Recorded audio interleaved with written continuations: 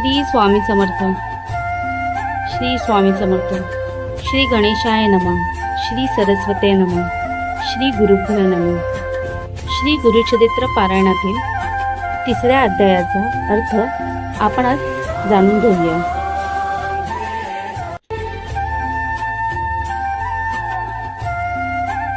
या अध्यायात नामधारक आणि सिद्धमुनी यांचा संवाद पुढे चालू राहतो.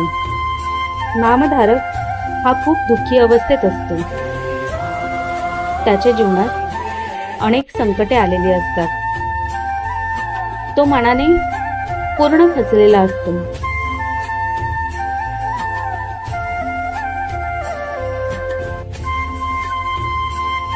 तो नम्रपणे सिद्धमुनींना विचारतो, माझं दुःख कसं दूर होईल?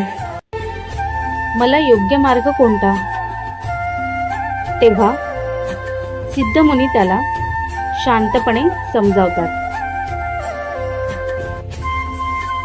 ते सांगतात, निराश होऊ नकोस.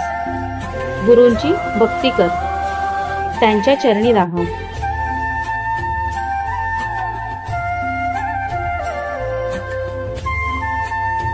ते पुढे सांगतात की गुरु म्हणजे साक्षात परमेश्वर आहेत.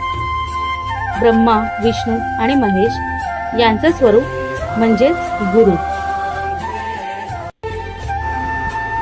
सिद्धमुनी नामधारकाला सांगतात,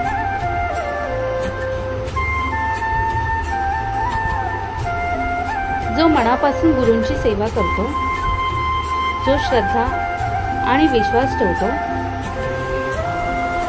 आणि सतत नामस्मरण करतो, त्याच्यावरच गुरु प्रसन्न होतात.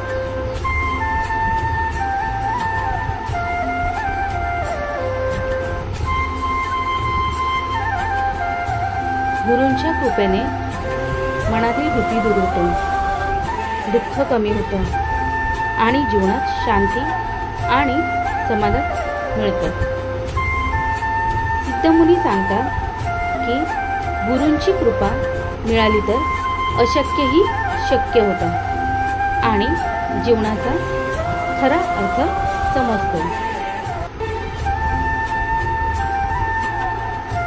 म्हणूनच आपणही आपल्या जीवनात गुरूंवर पूर्ण विश्वास ठेवूया, त्यांची भक्ती करूया आणि नामस्मरणही कधीही सोडू नका.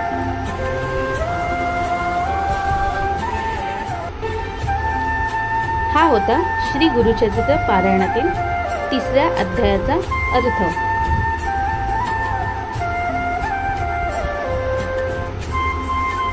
व्हिडिओ आवडला असेल तर लाईक करा आणि श्री स्वामी समर्थ असं कमेंटमध्ये नक्की लिहा.